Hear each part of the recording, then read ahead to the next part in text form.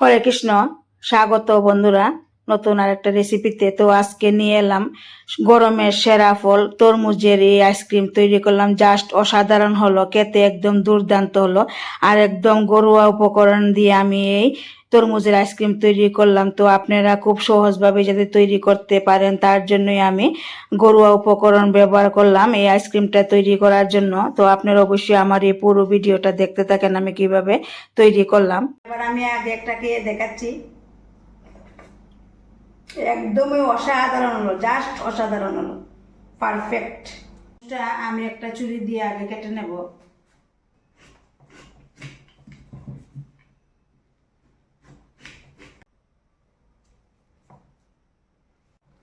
তো এইভাবে ছুরি দিয়ে টুকরো করে নিতে হবে। তো এইভাবে কিন্তু আমি টুকরো করে নেব।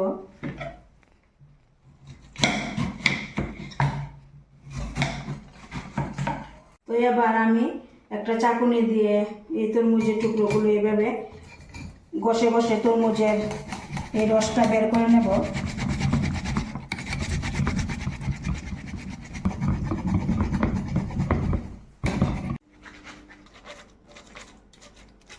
তরমুজের সব রস কিন্তু আমি বের করে নিলাম।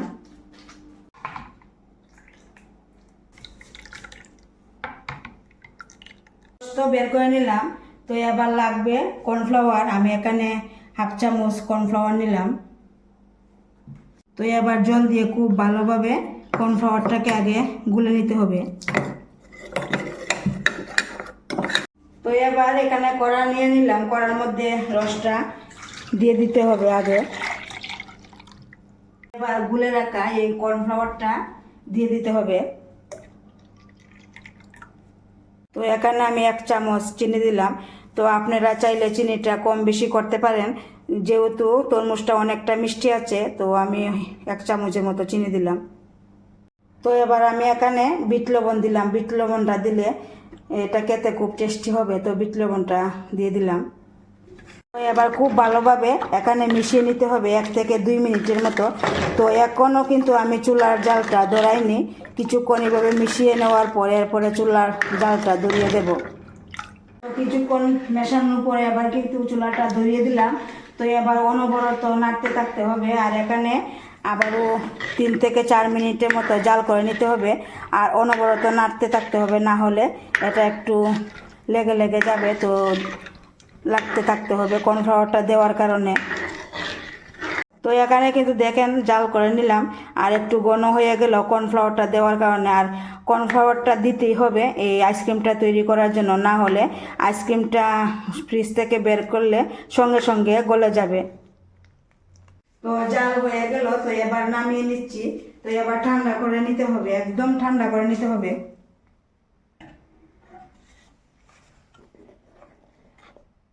তো ঠান্ডা হয়ে গেল। তো এবার এখানে আমি গ্লাস নিলাম। এই যে এই গ্লাসের মধ্যে আইসক্রিমটা তৈরি করব। সবগুলো গ্লাসের ভেতরে কাজু বাদামের কয়েকটা টুকরো দিয়ে দিলাম। তো আপনারা চাইলে নাও দিতে পারেন।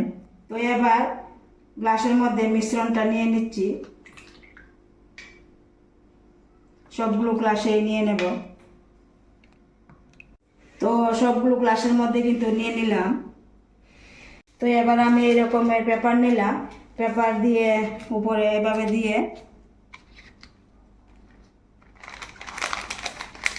পেপারটা এইভাবে দিয়ে আমি এই দেখুন গার্ডার দিয়ে দিলাম যাতে পেপারটা আটকে থাকে। সবগুলো গ্লাসের মধ্যে পেপার লাগিয়ে গার্ডার লাগিয়ে দিলাম। তো আপনারা যাতে বাড়িতে সহজভাবে করে নিতে পারেন তার জন্য আমি এই ব্যবস্থা করলাম। এবার আমি এখানে এই রকমের চামচ দিলাম। চামচটা তো মিডল আমি এর আগে একটু কেটে নিয়েছি পেপারটা। তো চামচটা এইভাবে বসিয়ে দেব। এই দেখুন এইভাবে আমি কিন্তু চামচটা বসিয়ে দেব। তো সবগুলো চামচ কিন্তু আমি দেখুন বসিয়ে দিলাম। তো এবার ডিপ ফ্রিজে রেখে দেব 6 ঘন্টার জন্য।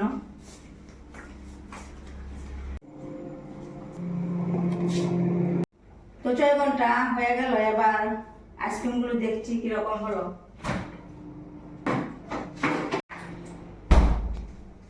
একদমই কিন্তু আইসক্রিম রেডি হয়ে গেল। এই যে আইসক্রিম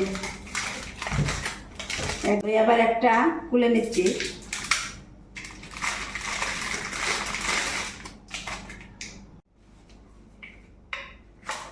এই দেখুন আইসক্রিম।